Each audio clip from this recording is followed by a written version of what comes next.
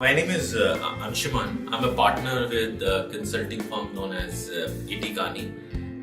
I'm very excited to be part of Rare Birds. I became involved with Rare Birds because I'm keen to help young people solve issues which they are facing in their career and in their respective businesses.